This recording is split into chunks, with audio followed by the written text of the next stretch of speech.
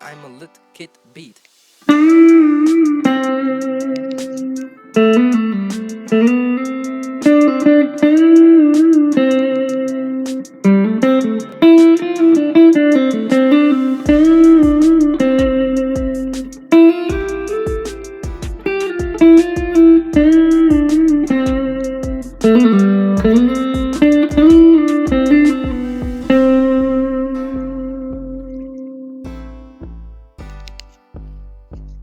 Turn up the track a bit. Yeah.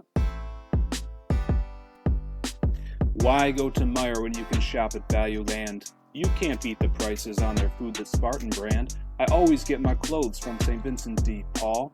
I ain't gonna pay for Gucci, Wal-Mart's just as good overall. If I go and buy a plant, I'll never put it in a planta. I guess that's why they call me the off-brand Santa. Yeah, they call me the off-brand Santa.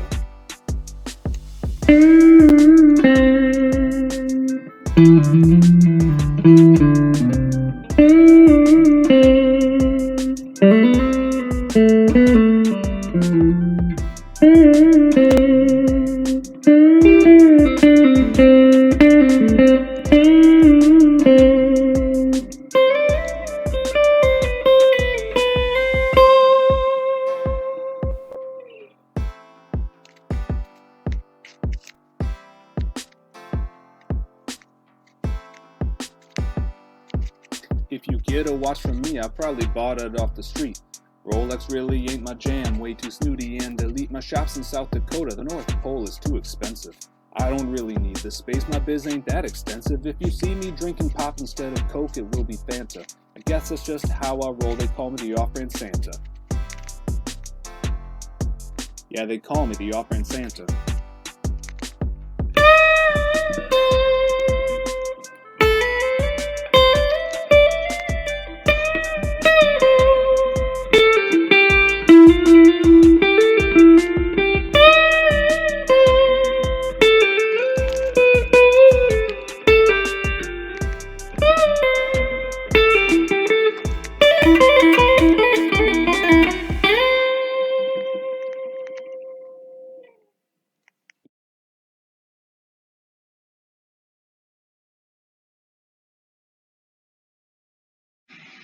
Okay, I'm going to try and zoom through this. Hope you enjoyed the introduction there with off-brand Santa.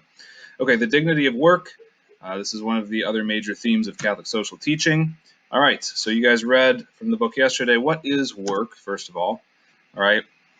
Pope John Paul II defined work as any activity by man, whether manual or intellectual, whatever its nature or circumstances. So it's pretty much anything that is done in a conscious and planned way. Okay, so this can be digging ditches, it can be being a doctor, it can be being a professor or a writer, and anything in between. Okay, so work is a very broad definition. It's basically any planned and conscious human activity. Okay, it's part of human nature, right? So we're made. June, please stop. I'm trying to work here. Okay, we're made for work, and it fulfills our nature. All right, so Genesis. Oh, sorry, Gus. Hush, buddy. Okay, so in Genesis, man is placed in the garden to keep it and to till it, right? This was before the fall, all right? He was there to do activity, okay? There to tend the garden. And so the fruit of his work would have been the fruit of the garden and the beauty that he's cultivating, all of that. All right, so this is something we're made for even before the fall. Work is a way of exercising and extending the dominion, right? So God gave the human race dominion over the earth, this sort of stewardship. Work is one way that we exercise that stewardship and extend that dominion, responsible stewardship over the earth. Okay, so in that sense, it's a continuation of God's own work of creation. Okay, buddy, please, I'm trying to work here. Okay, yeah, I see. It's a little small for you, bud.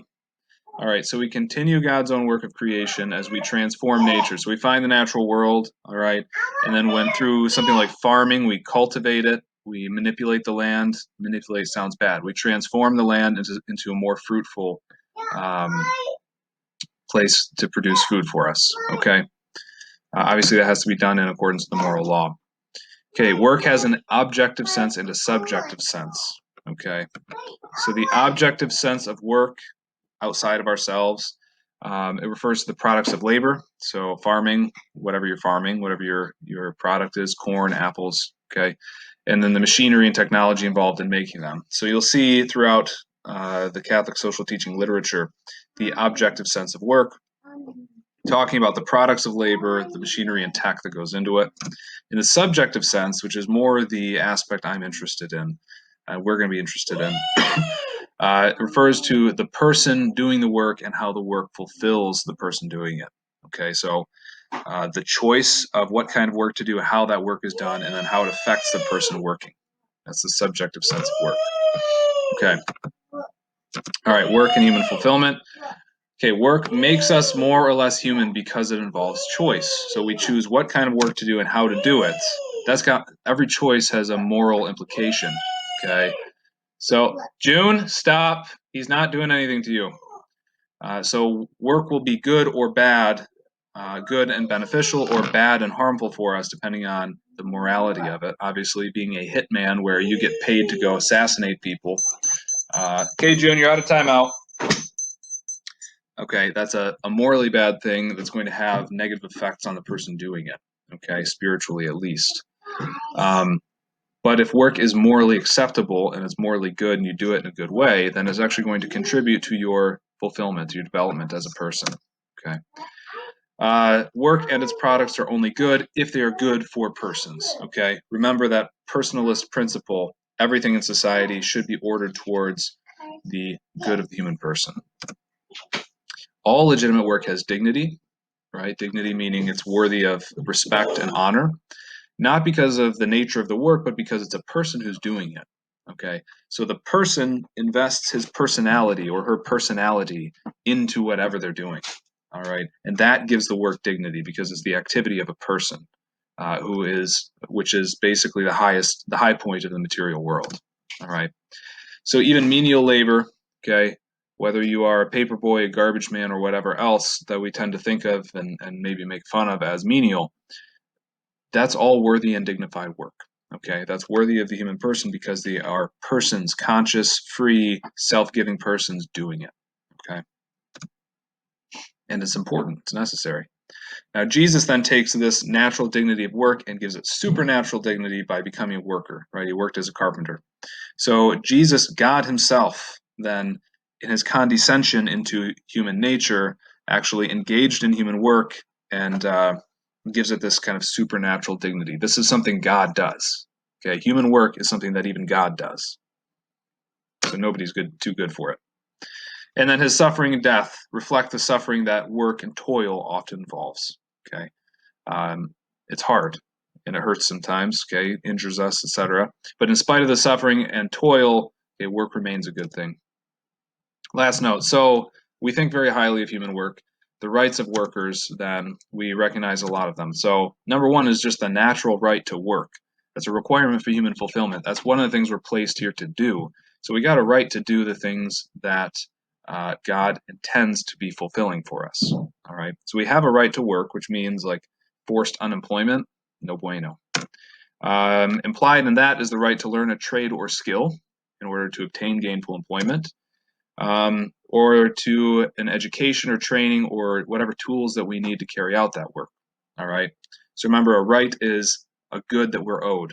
So if we're owed this right, this good of working, okay, then we're also are owed the goods necessary to carry out that work by extension.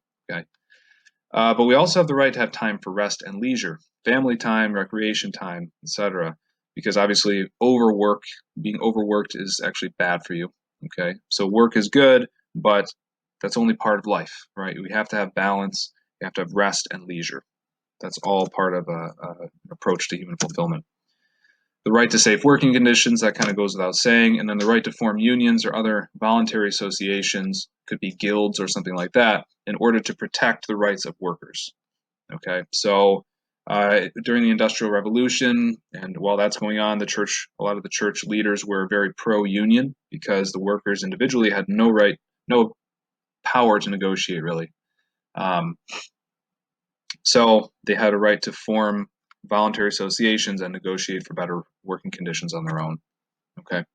All right. So that's it. I think I kept it short. I should be under 10 minutes total. If you have questions, get on Zoom, send me emails or whatever. Otherwise, we will continue with other principles tomorrow. All right. Goodbye.